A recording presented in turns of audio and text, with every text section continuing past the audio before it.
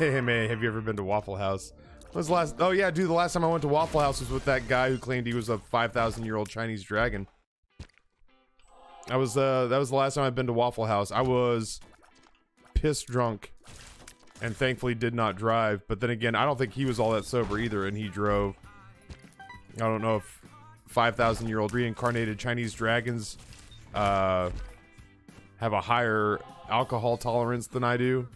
I would imagine they do. But yeah, that was my last trip to Waffle House. The 5,000-year-old Chinese dragon, Japanese dragon, Chinese dragon, Chinese dragon.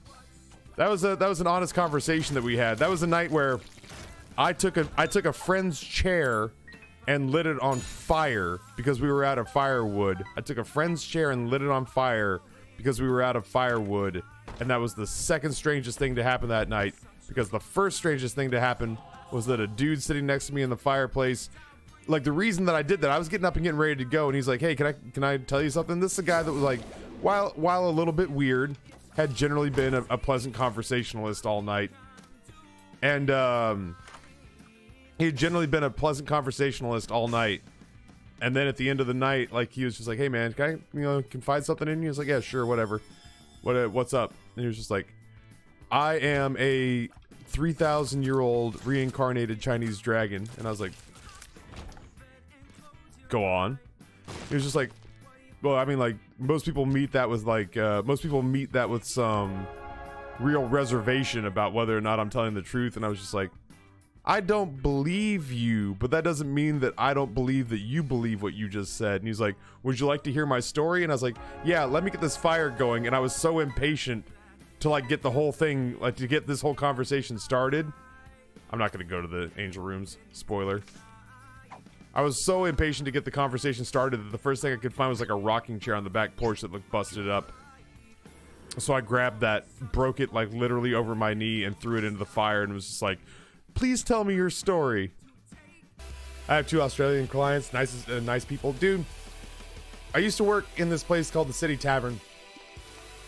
And the City Tavern, you guys have heard me talk about this before, it was a total tourist trap in Philadelphia. And we had a lot of tourist groups that would come in wanting to see the birthplace and the cradle of democracy. And they go see Philadelphia and they go to the City Tavern. And I used to always get really happy if I would get like an international tourist group that sat down and they were Australian. Because that meant that I was about to have a really good time. That usually meant that I was going to have a pretty good time. Because I would walk up and I would say, "All right, guys, hey, what's going on? My name's Ryan. I'll be taking care of you today." And they'd be like, "Hey, what's going on?" I'm not even going to try an Australian accent right now. And they'd be like, "Hey, man, what's going on?" And I'm like, "Oh, wait." And I had a bit. I had a canned bit that I worked out just for Australians and Kiwis, man, where I'd be like, "Wait a minute. You guys aren't British. I can tell because you sound way fun. Like, you guys sound extremely fun." I mean, Brits, I know you're in the audience right now. This isn't against you. This wasn't anti-Brit. This was pro-Australian. There were no British people sitting at the table being like, "Well, that's proper dickish of him. Fuck that guy." It was all Australians, and they were in charge of my tip. So yes, I sucked a lot of Australian dick. But yeah, I would always lead out with like, "Oh, you guys aren't British. You guys sound really, really fun, and like we're gonna have a good time." They're like, "Ah, we're Aussie." I'm like, "Yeah." I'm gonna start getting beers to the table. I'm not even gonna ask. I'm just gonna bring beer to the table. I'll drink with you. Let's get pissed drunk together. Like, I like this American kid. This American kid's all right. This American kid's gonna be all right. This guy gets us.